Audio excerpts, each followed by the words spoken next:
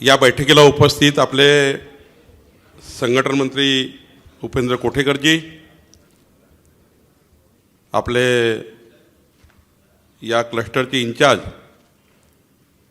आणि आत्ताच ज्यांनी आपल्या सर्वांच्या समोर संदेश दिला, ऊर्जामय संदेश दिला असे चेनुभाऊ संचेतीजी, आपले जिल्हाध्यक्ष डॉक्टर अनिल बोंडेजी, आपले शहराचे अध्यक्ष प्रवीण पोटेजी, आपल्या उमेदवार महायुतीच्या उमेदवार नवनीत राणाजी, रवी राणाजी, आमदार प्रताप अडसडजी, मान्य निवेदिताताई, जगदीश गुप्ताजी, रमेश बुंदिलेजी, धनंजय भिलावेकरजी, जयंत डेहनकरजी, किरणताई महर्ले, किरणजी पातुरकर, प्रकाशजी देशपांडे, दिनेशजी सूर्यवंशी, रवींद्र खांडेकर, सिद्धार्थजी वानखडे, प्रशांतजी शेगोकर, चेतनजी पवार, सतीशजी करेथिया, विवेकजी कलोती, अनिताताई, मान्य अनिताताई राज, तर सर्वांचेच नावं सर्वांनी घेतले आहे. त्यामुळं उपस्थित सर्व भारतीय जनता पार्टी महायुतीचे पदाधिकारी बंधू भगिनी, मला तो दिवस आठवतो. जन्माष्टमी होती. मी अंबाबाईचं दर्शन करून युवा स्वाभिमान पक्षाच्या जन्माष्टमीच्या स्टेजवर गेलो होतो. खरं तर कठीण होतं, पण मी धाडस करून रवी राणांचा कार्यक्रम, युवा स्वाभिमानचा कार्यक्रम, पण त्या कार्यक्रमामध्ये कारण अंबाबाईने ऊर्जा दिली होती आणि अंबाबाईची ऊर्जा घेऊन बोललो होतो. देवेंद्रजींची परवानगी न घेता बोललो होतो की अमरावतीचा पुढचा खासदार हा कमळ चिन्हाचा राहील.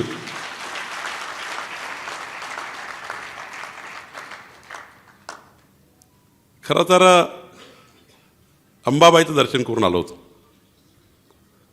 आणि बघा, आमच्या नेतृत्वाने ऐकलं,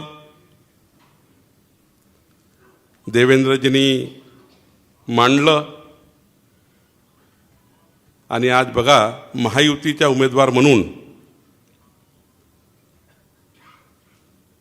कमळ चिन्हावर शिवसेना, भारतीय जनता पार्टी, राष्ट्रवादी काँग्रेस, RPI 11 पक्षाची महायुती.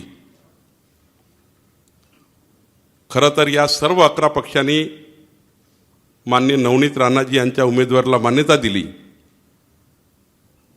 आणि आज श्रीकृष्ण जन्माष्टमीचा शब्द पूर्ण करण्याची अध्यक्ष म्हणून मला आणि आमच्या नेतृत्वाला देवेंद्रजींना या ठिकाणी संधी मिळाली. बोलताना चेनुभाऊ बोलले, युवा स्वाभिमान आणि भारतीय जनता पार्टीचे रवी राणाजी, त्यांच्या तोंडातनं चुकून निघालं.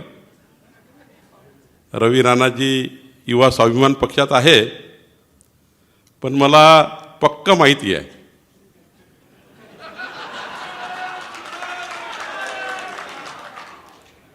मी आज रवी राणाजीशी काहीच बोलणार नाही, पण अंबाबाईचा आशीर्वाद जो निघतो ना, एक दिवस नवनीतजी घरात आदेश देतील आणि राणाजींना सुद्धा मोदींच्या नेतृत्वामध्ये, आज नाही उद्या कधीतरी, मी आज कधीच म्हणणार नाही, पण शेवटी देश कल्याणाकरता, राष्ट्र कल्याणाकरता, महाराष्ट्राच्या कल्याणाकरता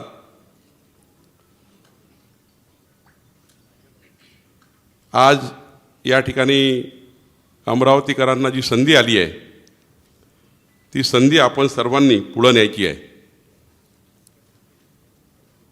माझी इच्छा होती, मी माननीय मुख्यमंत्री आणि देवेंद्रजींना विनंती केली, केंद्रीय नेतृत्वाला विनंती केली की माझी स्वतःची रामटेक लोकसभा ही यावेळी कमळ चिन्हावर द्यावी, पण मुख्यमंत्री आणि सर्वांनीच निर्णय घेतला की ती धनुष्यबाणकडे ठेवा, पण अमरावती वाचल्यास तुम्ही कमळ चिन्हावर घ्या. खरं तर मी एकनाथ शिंदेंचे आभार मानतो. त्यांनी मोठं मन केलं, त्यांनी महायुतीचा विचार केला आणि आम्हा सर्व लोकांना संमती दिली की अमरावती ही कमळावर लढावी. या ठिकाणी केंद्रीय नेतृत्वाने, राज्याच्या नेतृत्वाने आपली जबाबदारी पूर्ण केली आहे. पण या ठिकाणी जसं प्रवीण पोटेजी, अनिल बोंडेजी, चैनुभाऊ यांनी मांडलं, आता जबाबदारी सुपर वॉरियरची आहे. आता जबाबदारी व्यासपीठावरच्या सुपर वॉरियरची आहे. आता तुमच्या खालच्या बसलेल्या सुपर वॉरियरची आहे की मागच्या 16 महिन्यापासून भारतीय जनता पार्टी ज्या पद्धतीने बूथवर काम करत आहे, अमरावतीचा खासदार महायुतीचा कमळावरच यावा याकरता आपली पार्टी काम करत आहे. आता असा कुठलाही बूथ नको आहे ज्यावर 51% मतं मोदीजी, कमळ आणि नवनीत राणाजीला मिळणार नाही, असा एकही बूथ मला आपल्या अमरावती मतदारसंघात नको आहे. मला माहिती आहे 2-2.5 लाखाच्या वर महायुतीच्या नवनीत राणाजी निवडून येतील, पण तो विजय होईल. महाविजयाचा संकल्प केलाय. महाविजयाचा संकल्प म्हणजे 100% बूथवर 51% मतं घेणे हा महाविजयाचा संकल्प आहे. आणि बंधू भगिनींनो, आपलं बोलणं झालंय. मी सर्व सुपर वॉरियरच्या समोर जे बूथ टाकले आहेत त्या बूथवर 4 जूनला जेव्हा निकाल लागेल 12 वाजता, संध्याकाळी 7 वाजता तुमच्या बूथवर तुम्हाला किती मतं भेटले सुपर वॉरियरला, हे पत्र तुम्हाला मी पाठवणार आहे.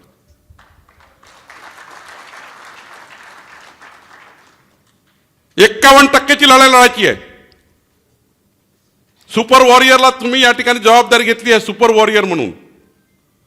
600च्या वर सुपर वॉरियर 16 महिन्यापासून काम करतात आहे.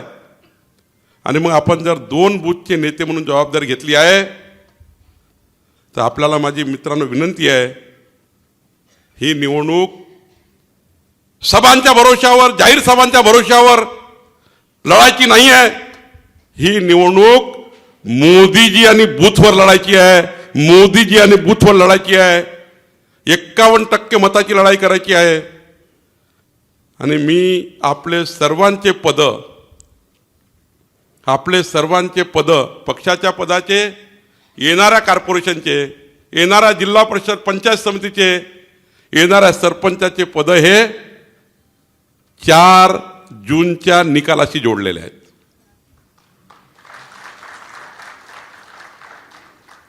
मोदीजींच्या निवडणुकीमध्ये 51% मतं घेणारा सुपर वॉरियर पाहिजे. आपण जर नेते असू तर 2 बूथचं राजकारण पूर्ण केलं पाहिजे. 2 बूथवर 51% मतं घेतले पाहिजे. खरं तर याकरता आपली खरी लढाई आहे. ही निवडणूक माननीय नवनीत राणाजीची नाही आहे. ही निवडणूक चंद्रशेखर बावनकुळेची नाही आहे. ही निवडणूक देवेंद्र फडणवीसजीची नाही आहे.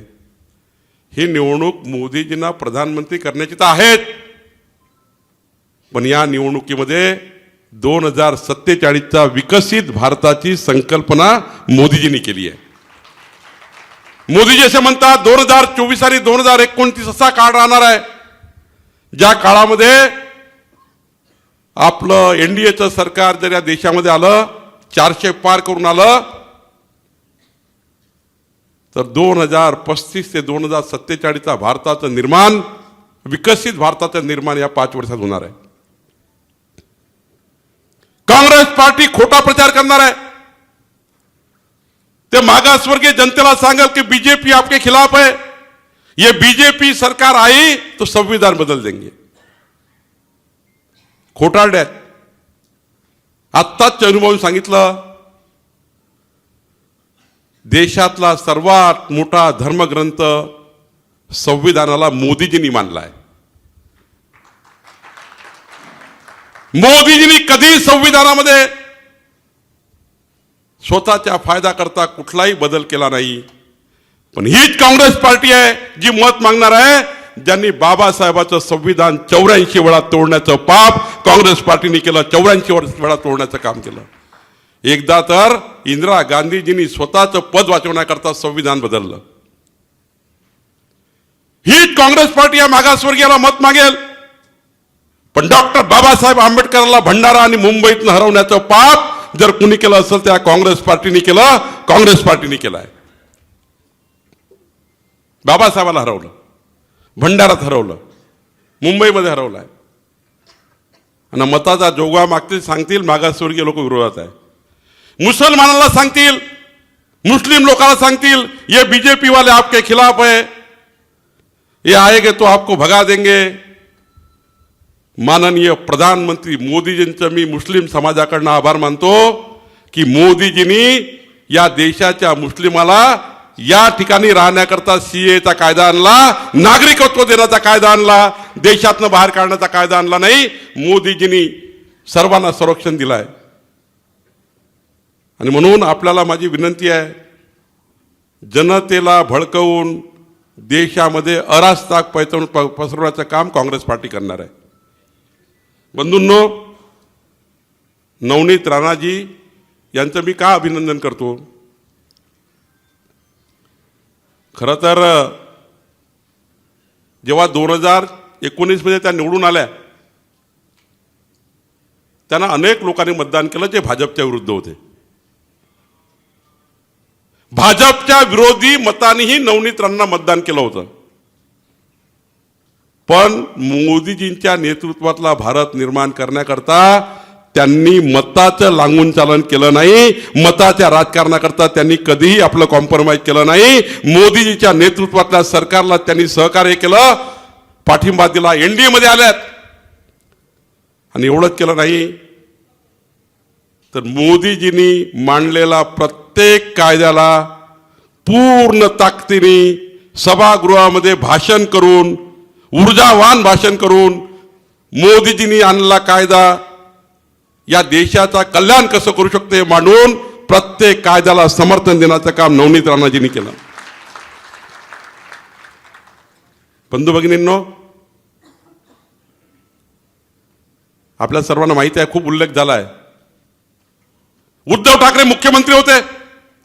उद्धव ठाकरे मुख्यमंत्री असताना ज्या पद्धतीने महाविकास आघाडीचं सरकार हुकुमशाही करत होतं, ज्या पद्धतीने महाविकास आघाडीचं सरकार देवेंद्रजी बद्दल, आमच्याबद्दल, सर्वांबद्दल जेलमध्ये टाकण्याची भाषा करत होते, जेव्हा उद्धव ठाकरे मुख्यमंत्री असताना आमच्या सर्व नेत्यांना जेलमध्ये टाकण्याची गोष्ट करत होते, उद्धव ठाकरे सरकार सूटबुद्धीने वागत होतं, त्यावेळी नवनीत राणांनी हा विचार केला नाही, रवी राणांनी हा विचार केला नाही,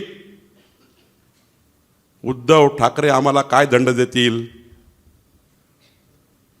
हनुमंतरायाचा हनुमान चालीसा घेऊन जेव्हा त्या मुंबईला गेल्या, उद्धव ठाकरे लाचार झाले. उद्धव ठाकरे सारखा लाचार व्यक्ती मी कधीच बघितला नाही. उद्धव ठाकरेंनी हनुमान चालीसा पठण करताना काय बिघडलं असतं उद्धव ठाकरेंचं की नवनीत राणाजी, माझ्या घरासमोर तुम्हाला उद्धव ठाकरेंना घरासमोर जर तुम्हाला हनुमान चालीसा वाचायचा आहे, मी तुम्हाला स्टेज टाकून देतो, तुम्ही हनुमान चालीसा वाचा. पण उद्धवजी, तुम्ही त्यांना हनुमान चालीसा पठण करण्याकरता स्टेज दिला नाही. त्यांना 14 तास जेलमध्ये उभं ठेवलं, कोठडीमध्ये उभं ठेवलं, काळ कोठडीमध्ये उभं ठेवलं. 14 तासामध्ये 1 सेकंद सुद्धा त्यांना बाहेर निघू दिलं नाही. हा विचार करा, एक महिला 14 तास जेलमध्ये उभी आहे, बसू दिलं नाही.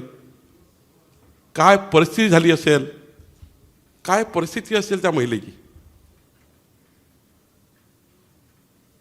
आणि एवढंच केलं नाही, 14 दिवस जेलमध्ये टाकण्याचं पाप एका महिलेला, नारी शक्तीला उद्धव ठाकरेंनी केलं. याचा बदला आपल्याला 26 एप्रिलला घेण्याचा दिवस आलाय.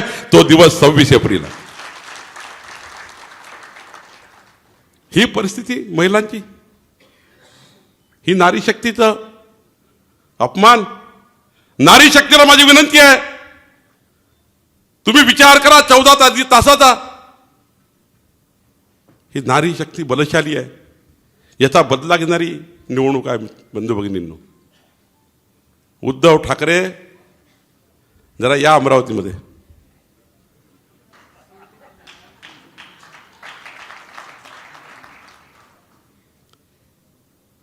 हे उद्धव ठाकरेचं हिंदुत्व कसं आहे? कसं आहे हिंदुत्व? भगवान प्रभू रामचंद्राच्या प्रतिष्ठापनेकरता न्यायस्थानी निमंत्रण देऊन उद्धव ठाकरे गेले का? प्रभू रामचंद्राच्या दर्शनाला, प्रतिष्ठापनेला उद्धव ठाकरे गेले नाही. मंदिर बंद करून मंदिरालय चालू करण्याचं, मंदिर बंद करून मंदिरालय चालू करण्याचं हिंदुत्व उद्धव ठाकरेचं आहे. बंधू भगिनींनो, प्रभू रामचंद्राच्या प्रतिष्ठापनेकरता न जाणारा उद्धव ठाकरे. तुम्हाला माहित आहे, पालघरमध्ये साधू संताची हत्या झाली. मुख्यमंत्री झाल्यावर साधू संताची हत्या सुरू होती तेव्हा उद्धव ठाकरे झोपले होते. 8वा तो दिवस. याची निवडणूक 26 एप्रिल आहे. प्रभू रामचंद्राचं अस्तित्व नाकारणाऱ्या काँग्रेसच्या सोबत जाणारा उद्धव ठाकरे, याचा बदला घेणारी निवडणूक 26 एप्रिल आहे. याकूब मेननच्या कबरीला सुशोभीकरण करणारा उद्धव ठाकरे 26 एप्रिल जेव्हा आली आहे मित्रांनो. आणि मी आधीच सांगितलं, हनुमान चालीसा पठण करणाऱ्या एका नारी शक्तीला जेलमध्ये टाकणारा उद्धव ठाकरे, याची बदला घेणारी निवडणूक 26 एप्रिल आहे. आणि म्हणून माझी विनंती आपल्याला आहे, एक मत अत्यंत महत्वाचं आहे. नवनीत राणाजी मताचं कर्ज मागतात आहे. मताचं दान घेऊन पडून जाणारे काँग्रेस पार्टी आहे. 55 वर्ष मताचं दान घेऊन काँग्रेस पार्टी पडून गेली. आणि काँग्रेस पार्टीने दिलं का देशाला? काय म्हटलं राजीव गांधींनी? राजीव गांधींनी म्हटलं 55 वर्ष सरकार आम्ही चालवली, पण आमचं सरकार असं सरकार आहे की मी 1 रुपया पाठवतो, 85 पैसे गायब होतात, फक्त 15 पैसे पोहोचतात. आमचं सरकार असं चालतं. हे राजीव गांधीने कबूल केलं होतं. तुम्हाला सांगावं लागणार आहे जनतेला, एक काँग्रेसचं मत 85 पैशाचा भ्रष्टाचार, एक मोदीचं मत डीबीटीच्या माध्यमातून डायरेक्ट थेट पैसे अकाउंटमध्ये, 1 रुपयाचा भ्रष्टाचार नाही. एक काँग्रेसचं मत 85 पैसे गायब, एक भाजपाचं कमळाचं मत, मोदींचं मत डायरेक्ट 1 रुपया, डायरेक्ट 1 रुपया. हे मतदारांना सांगावं लागेल, बोलावं लागेल, जावं लागेल. एक मोदींच्या कमळाचं मत. बंधूंनो, 25 कोटी लोक गरिबीच्या बाहेर काढले. तुम्हाला सांगावं लागणार आहे, 25 कोटी गरिबाची गरिबी दूर करणारं एक कमळाचं मत. आणि गरिबी हटावचा नारा दिला, एकाही माणसाची गरिबी हटली नाही.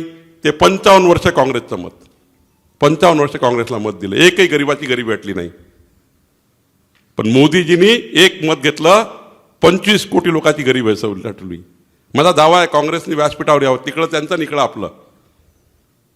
महाविकास आघाडीच्या कुठल्याही नेत्यांनी त्या व्यासपीठावर राहावं. या व्यासपीठावर भाजपचा एक छोटा डेहनकर सारखा कार्यकर्ता मोदीजीला मांडू शकतात की मोदीजींनी 10 वर्ष काय केलं आणि काँग्रेसने कसा भ्रष्टाचार केला. मी त्यात जास्त जात नाही. मला खूप या ठिकाणी बोलायचं आहे, वेळ झालाय. मी एवढंच सांगणार आहे बंधू भगिनींनो, जेव्हा जनतेमध्ये जाऊ तेव्हा बोलू. तुम्हाला सांगून काही जास्त वेळ घेत नाही. पण मी तुम्हाला कशाकरता बोलवलं आहे? 26 एप्रिलची निवडणूक ही आपल्या सर्वांकरता महत्वाची आहे. जेव्हा मोदीजी तिसऱ्यांदा प्रधानमंत्री म्हणून शपथ घेतील, तेव्हा अमरावतीचा खासदार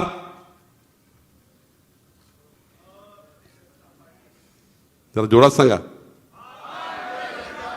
महायुतीचा, शिवसेना, भाजप, राष्ट्रवादी काँग्रेस युतीचा 11 पक्षाचा महायुतीचा खासदार नवनीत राणाजी मोदीजींचा शपथविधी होताना हात वर करून उभे असतील आणि अंबाबाईचा आशीर्वाद घेऊन 2.5 लाख मतांनी 400 पार अबकी बार करत करत नवनीत राणाजी जेव्हा मोदीजी समोर जातील तेव्हा अमरावतीचा आवाज बुलंद झाल्याशिवाय राहणार नाही.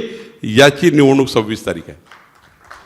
बंधू भगिनींनो, 26 तारीख ही या देशाच्या भविष्याची निवडणूक आहे. 26 तारीख आपल्या सर्वांच्या भविष्याची निवडणूक आहे. 26 तारीख जी पिढी जन्माला येणाऱ्या त्या पिढीची निवडणूक आहे.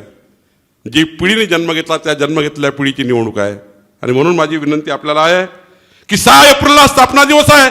चनुभाऊनी सांगितलं 6 एप्रिल 1980 अटलजींनी काय संवाद केला होता चनुभाऊनी मांडला.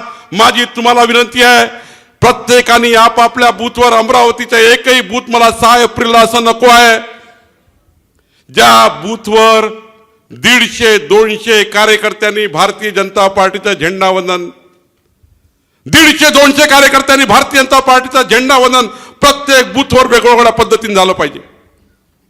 प्रत्येक बूथवर जनसंघापासून भाजपपासून काम करणाऱ्या त्या 150 वरिष्ठ नागरिकांचं स्वागत झालं पाहिजे. प्रत्येक बूथवर नमो ॲपच्या माध्यमातून 10,000 रुपये भारतीय जनता पार्टीला पाठवले पाहिजे. नमो ॲपच्या माध्यमातून प्रत्येक बूथवर 150 रुपयाची वाट बघणार आहे मी. प्रत्येक बूथवर 10 लोकांनी 150 घरी जाऊन प्रत्येक बूथवर नमो ॲपच्या माध्यमातून 10 रुपये पार्टीचा कार्यकर्ता यांनी घरोघरी मागितले पाहिजे. मी तर म्हणेल नवनीत राणाजीच्या फॉर्म भरण्याच्या 4 तारखेच्या 10 वाजेपर्यंत अमरावतीतल्या प्रत्येक घरी जाऊन 1-1 रुपया फॉर्म भरण्याच्या दिवशी करता मागितला पाहिजे. 50,000 घरी जाऊन 1-1 रुपया जमा केला पाहिजे आणि त्या ठिकाणी निवडणुकीचा फॉर्म भरायला आलं पाहिजे. 1-1 रुपया जमा केला पाहिजे घरोघरी. भारतीय जनता पार्टी करता त्या ठिकाणी सर्वांनी एंगेजमेंट वाढवलं पाहिजे. लोकांचं सहमत घेतलं पाहिजे. लोकांना वाटेल मी सुद्धा 1 रुपया दिलाय, विकसित भारताकरता दिलाय, मोदीजींच्या निवडणुकीमध्ये दिलाय, माझाही 1 रुपयाचा अधिकार आहे आणि 10 रुपये मी पाठवले आहे. मोदीजींच्या विकसित भारताचा संकल्पाला मी सुद्धा साथ देतो आहे. माझा सुद्धा हिस्सा आहे. जनतेमध्ये जाऊ द्या, जनतेची निवडणूक होऊ द्या.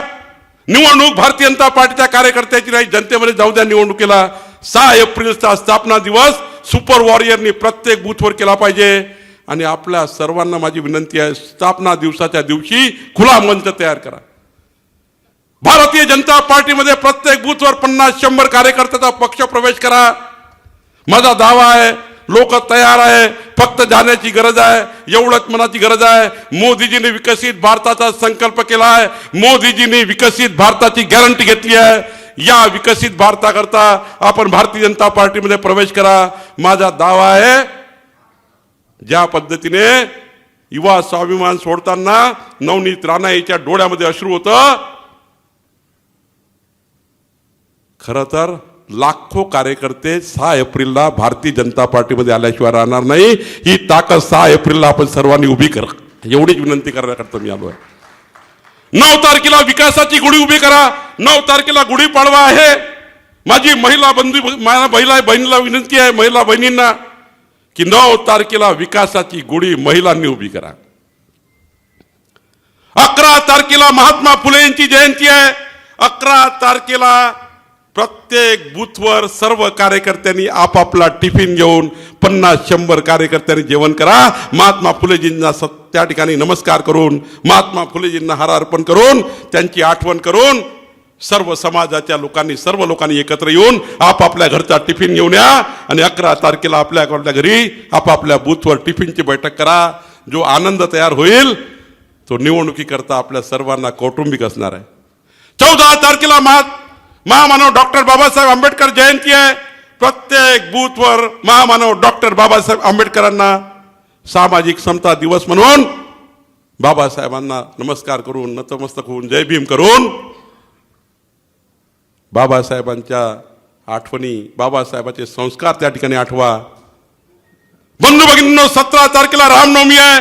पुन्हा एकदा 22 जानेवारी 17 तारखेला एप्रिलला रामनवमीच्या दिवशी पुन्हा आमच्या बहिणीला विनंती आहे, ती रामनवमी आमच्या महिला करतील, आमचे सर्व भारतीय जनता पार्टीचे कार्यकर्ते साथ देतील. आणि 23 तारखेला काय 23 तारखेला काय, मी नवनीत राणाईचं स्वागत भाजपमध्ये येताना हा दुपट्टा तर टाकलाच, पण हनुमानाची मूर्ती देऊन त्यांचं स्वागत केलं. 23 तारखेला हनुमान जयंती आहे. कुठलाही बूथ, कुठलंही हनुमान मंदिर, कुठलंही रामाचं मंदिर, कुठलंही भगवान परमेश्वराचं मंदिर सोडू नका. त्या ठिकाणी सर्व भक्तांना बोलवून सर्व समाज, सर्व धर्म, सर्व पक्षाला निमंत्रण द्या. काही चिंता करू नका. हनुमंतरायाचा हनुमान चालीसा पठण करून 26 तारखेला अशी जोराने बटन दाबा की काँग्रेसचा जो उमेदवार असेल प्रत्येक बूथवर सांगा, तुमच्याकडनं अपेक्षित आहे मला, अशी जोराने बटन दाबा. जेव्हा 4 तारखेला जेव्हा मतदानाची मशीन उघडेल 51% मतं प्रत्येक बूथवर दिल्याशिवाय आपण राहू नका. याकरता मी आलो आहे. 4 तारखेला मी आणि देवेंद्रजी फॉर्म भरण्याकरता येतोय. तुमच्याकडे अपेक्षा आहे किमान 50,000 कार्यकर्त्यांनी नवनीत राणाईचा महायुतीचा फॉर्म भरण्याकरता 4 तारखेला 10 वाजता 9 वाजता यावं लागेल. देवेंद्रजी मी 10 वाजता येणार आहे. आणि जेव्हा 50,000 लोकांचा जनसमुदाय नवनीत राणाईचा फॉर्म भरण्याकरता येईल, महायुतीचा फॉर्म भरण्याकरता येईल, आमचे एकनाथजी, अजित दादा, आम्ही सर्व लोक त्या ठिकाणी समर्थन देणाऱ्या नवनीत राणाचा फॉर्म भरू, तेव्हा काँग्रेसचे 12 वाजल्याशिवाय राहणार नाही. इतकी ताकद आपण त्या दिवशी तयार करायची आहे. आणि बघा, नवनीत राणाजी तर युवा स्वाभिमान पक्ष सोडून आम्ही त्यांच्याकडे विनंती केली होती, चैनूभाऊनी मांडलं 6 एप्रिल 1980. पण 6 एप्रिल असा दिवस राहणार आहे, या विजयाला 51% मतं घेणारा विजय राहणार आहे. कारण 6 एप्रिलला नवनीत राणाचा सुद्धा वाढदिवस आहे. त्या ठिकाणी भाजपाच्या स्थापना दिवसाचा वाढदिवस आहे. आणि म्हणून आपण सर्वांनी त्यांचा वाढदिवसही करा, 6 एप्रिलही करा. किमान प्रत्येक बूथवर पुन्हा एकदा विनंती करतो की 50-100 कार्यकर्त्याचा भारतीय जनता पार्टीचे दरवाजे मोकळे करा. आपल्या स्वतःचं राजकारण करू नका. हा आलं तर माझं काय होईल, हा आलं तर माझं काय होईल, हा आलं तर माझं काय होईल. कोणाचंच काही होणार नाही. तुमचं सर्वांचं संरक्षण करण्याची जबाबदारी भारतीय जनता पार्टीचा अध्यक्ष माझी आहे. काही काळजी करायची गरज नाही आहे. मी या ठिकाणी व्यासपीठावर तुम्हाला विनंती करतो की आपण सर्वांनी प्रचंड ताकदीने पुढे जावं. आणि या निवडणुकीमध्ये आपण सर्वांनी जसा चैनूभाऊनी मांडलं त्या ऊर्जा घेऊन प्रचंड ताकदीने.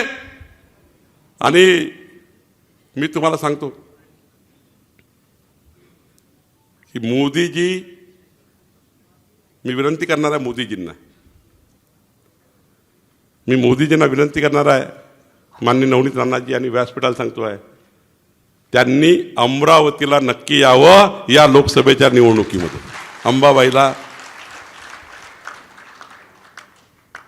नतमस्तक होतील. मी विनंती करणार आहे. त्यांचा किती वेळ मिळेल मला माहिती नाही. मोदीजी 10 तारखेला रामटेकमध्ये आहेत, 14 तारखेला चंद्रपूरमध्ये आहेत.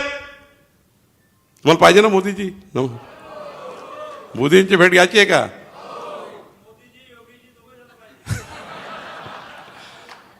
बरं बाबा, आम्ही येत नाही दोघंही. झालं देवेंद्र, आम्ही नाही पाहिजे का? मोदीजी पाहिजे, योगीजी पाहिजे, देवेंद्रजी पाहिजे, नितीनजी पाहिजे, बावनकुळेजी पाहिजे, सर्वच पाहिजे नाही. पण मला, आम्ही तुम्हाला सर्वांचंच पाठबळ देण्याचा प्रयत्न करू. पण तुमच्याकडून मला वादा पाहिजे. इथनं गेल्यानंतर सर्व सुपर वॉरियर मला पक्का विश्वास देऊन पाहिजे. अंबाबाईचं दर्शन करून मी स्वतः युवा स्वाभिमान पक्षाच्या स्टेजवर जाऊन 50,000 युवा कार्यकर्त्यांसमोर कमळ चिन्हाची घोषणा केली होती. ते कमळ चिन्ह आपल्याला भेटलेलं आहे. महायुतीने मोठं मन केलेलं आहे. आणि म्हणून सर्वांनी इथनं जा शब्द पाहिजे. इथनं जाताना 51% मताची गॅरंटी मोदीजीची विकसित भारताची गॅरंटी आहे. मोदीजीची विकसित भारताची गॅरंटी आहे. तुमची गॅरंटी पाहिजे आहे 51% मताची.